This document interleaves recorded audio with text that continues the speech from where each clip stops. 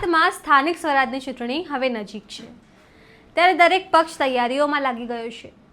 આમ આદમી પાર્ટી પણ તૈયારીમાં છે. આમ આદમી પાર્ટી માટે આમ જોઈએ તો સુરત એ મહત્વનું સેન્ટર છે, કારણ કે સુરત જ એ સ્થળ છે જ્યાંથી પહેલીવાર આમ આદમી પાર્ટીને મોટી જીત મળી હતી.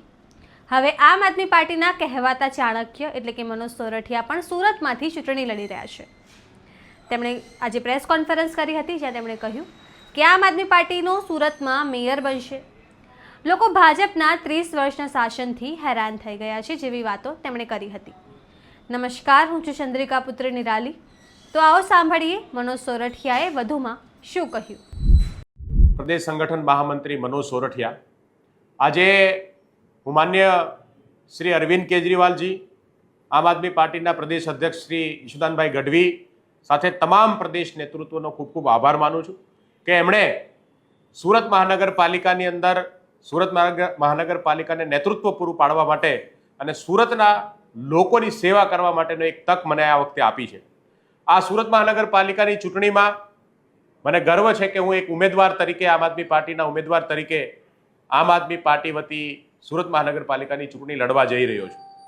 આમ તો સુરત મહાનગરપાલિકાએ 5 વર્ષ પહેલા આમ આદમી પાર્ટીને વિપક્ષની ભૂમિકામાં બેસવા માટેની તક આપી હતી.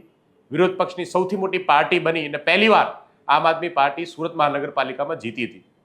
ત્યારબાદ આમ આદમી પાર્ટીનો વ્યાપ સમગ્ર ગુજરાતમાં વધ્યો છે. કેમ? કેમ કે એક ઈમાનદાર પાર્ટીની, ઈમાનદાર નેતાઓની, યુવા નેતાઓની જે અકાળ ગુજરાતમાં પડ્યો છે, જે લોકો પોતાનું નેતૃત્વ ઈચ્છે છે, એવા સમયમાં આમ આદમી પાર્ટીએ ગુજરાતના યુવાનોને નેતૃત્વ કરવાની તક આપી. સુરતમાં આમ આદમી પાર્ટી છેલ્લા 5 વર્ષમાં વિપક્ષ તરીકે ખૂબ મજબૂત ભૂમિકા ભજવી. સુરતમાં જે કામો આમ આદમી પાર્ટીના પ્રેશર, આમ આદમી પાર્ટીની ભ્રષ્ટાચાર વિરોધી નીતિને લઈને થયા, એનાથી સુરતના લોકોનો ઘણો ફાયદો અથવા સુરતના લોકોને ઘણી સુવિધાઓ મળી છે. બીજી પણ મહાનગરપાલિકાઓ ગુજરાતમાં છે, પણ સુરતની અંદર વિપક્ષ તરીકે આમ આદમી પાર્ટીએ શિક્ષણ લક્ષી જે નીતિઓને લઈને આમ આદમી પાર્ટી સતત સક્રિય રહી, એટલે ગુજરાતમાં પહેલી એવી મહાનગરપાલિકા બની કે જ્યાં ઉચ્ચતર માધ્યમિક શાળાઓ શરૂ કરવાનું કામ સુરત મહાનગરપાલિકામાં થયું. શિક્ષણનું બજેટ વધારવાનું કામ સુરત મહાનગરપાલિકામાં થયું. શાળાઓની કાયાપલટ કરવાનું જે કામ છે એ સત્તા પક્ષે વિપક્ષના દબાવમાં કરવું પડ્યું. સાથે જ્યાં જ્યાં પણ આમ આદમી પાર્ટી જીતી ત્યાં 50 બેડના હોસ્પિટલ બનાવવાનું કામ આમ આદમી પાર્ટીના પ્રેશરમાં થયું. અને એક મોડસ ઓપરેન્ડી હતી કે સુરતની જે જગ્યાઓ છે, લોકોના સુવિધા માટેની જગ્યાઓ છે, જગ્યાઓ બારોબાર બિલ્ડરોને વેચાઈ જતી હતી. એવી એક પણ જગ્યા 5 વર્ષના શાસનમાં આમ આદમી પાર્ટીના પ્રેશરને લઈ અને વિરોધને લઈ અને સત્તા પક્ષ વેચી શકી નથી. આની સિવાય સુરતની અંદર જે પાણીનો કાળો વેપાર કરવાના મનસા સાથે શાસકોએ હંમેશા સુરતના લોકોના ખીચા ખાલી કરવાની કોશિશ કરી છે, ત્યારે આમ આદમી પાર્ટીએ સરકારનો વિરોધ કરી, સત્તામાં બેઠેલા લોકોનો વિરોધ કરી અને સતત દબાણ ઊભું કરી અને સુરતના પાણી બિલ, લોકોને ફટકારવામાં આવેલા મોટા મોટા જે પાણી બિલ છે એની સામે પણ આમ આદમી પાર્ટીના દબાણથી રાહત આપવાનું કામ સત્તા પક્ષે કરવું પડ્યું છે. આવા અનેક કામો સુરતની અંદર, સુરતમાં વિપક્ષની મજબૂત ભૂમિકાને લઈ અને સત્તા પક્ષે કરવું પડ્યું છે. આજે જ્યારે સમગ્ર ગુજરાતમાં અને સુરતની અંદર જનતા ત્રાહિમામ છે.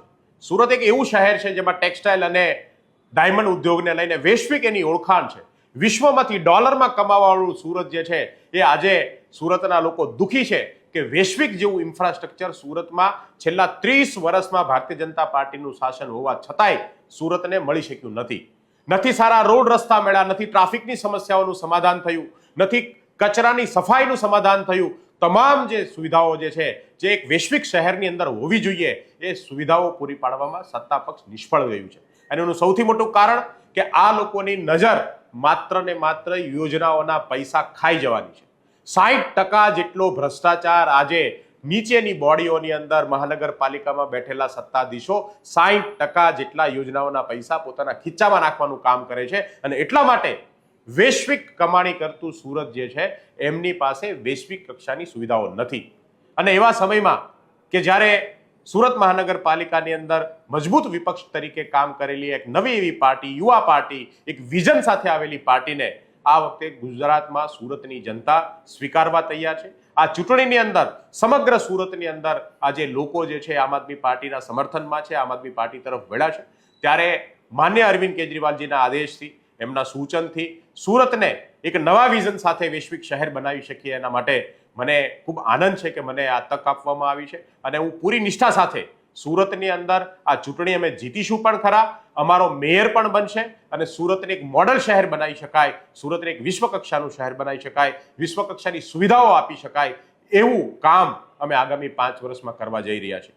મને પૂરો વિશ્વાસ છે કે આમ આદમી પાર્ટી સુરત શહેરની જે આમ આદમી પાર્ટીના જે કાર્યકર્તાઓ છે એ કાર્યકર્તાઓ બહુ નિષ્ઠાથી સુરતની અંદર સુરતના જનતાના ઘર ઘર સુધી પહોંચી અને પરિવર્તનની સાથે જોડી રહ્યા છે. આમ આદમી પાર્ટી ખૂબ મજબૂતીથી આ શહેરની અંદર આ વખતે પોતાની સરકાર લાવવા જઈ રહી છે, બોડી બનાવવા જઈ રહી છે. એક તરફ ગુજરાતની અંદર આમ આદમી પાર્ટી સમગ્ર ગુજરાતમાં આગળ વધી રહી છે. અમે અત્યાર સુધીમાં 5000થી વધારે ઉમેદવારો ઓલરેડી જાહેર કરી ચૂક્યા છે. સમગ્ર ગુજરાતમાં ખૂણે ખૂણે યુવાનો રાજનીતિ તરફ આકર્ષાઈ રહ્યા છે, મહિલાઓ રાજનીતિમાં જોડાઈ રહી છે, અલગ અલગ સમાજનું નેતૃત્વ આમ આદમી પાર્ટી પૂરું પાડી રહી છે. ત્યારે ભારતીય જનતા પાર્ટી આમ આદમી પાર્ટીને રોકવા માટે સતત આમ આદમી પાર્ટીના કાર્યકર્તાઓ પર ખોટા કેસ કરવા, આમ આદમી પાર્ટીના ઉમેદવારોની પર કેસ કરીને જેલમાં નાખવાનું કામ ચારો તરફ આદરી દીધું છે. ભાજપ જાણે છે કે આ ચૂંટણીમાં આમ આદમી પાર્ટી જો ઊભી રહી, તમામ સીટો ઉપર આમ આદમી પાર્ટીને સારા મત મળશે અને ઉમેદવારો ચૂંટાઈને આવવાના છે. છેલ્લા ઘણા વર્ષથી ભાજપને સામે કોઈ પણ પ્રકારની ચેલેન્જ, કોઈ વિકલ્પ ગુજરાતની જનતાને મળ્યો નહોતી અને એવા સમયમાં અત્યારે આમ આદમી પાર્ટી એક વિકલ્પ બનીને ઉભરી છે. એ આ ચૂંટણી સુરત શહેરના લોકો લડવાના છે, આ ચૂંટણી ગુજરાતના લોકો લડવાના છે અને તમામ બૂથ ઉપર, ગુજરાતના તમામ બૂથ ઉપર ગુજરાતની જનતા તમને હરાવશે. જે અહંકાર તમને આજે આ સત્તામાં સતત રહેવાથી આવ્યો છે, તમને આ બીક નથી કે તમે હારશો, એ હાર તમને બતાવવાનું કામ કરવાની છે. આ ગુજરાતની જનતાની આ વખતની જવાબદારી છે ને ગુજરાતની જનતા કામ કરવાની છે. ભાજપના પાપનો ઘડો ભરાયો છે. આ વખતે આ પાપનો ઘડો ગુજરાતની જનતા ફોડવાની છે. પાપનો ઘડો એટલો ભરાયો છે કે સામાન્ય માણસ ત્રાહિમામ છે, ખેડૂત ત્રાહિમામ છે, મહિલાઓ ત્રાહિમામ છે, યુવાનોને નોકરીઓ નથી. આજે મજૂર, વેપારી ડરમાં જીવે છે. હજારો યુવાનો અને વેપારીઓ જે છે એ આજે ભાજપની આ નીતિઓથી નારાજ છે. ત્યારે ગુજરાતની જનતાએ નવો વિકલ્પ પસંદ કર્યો છે.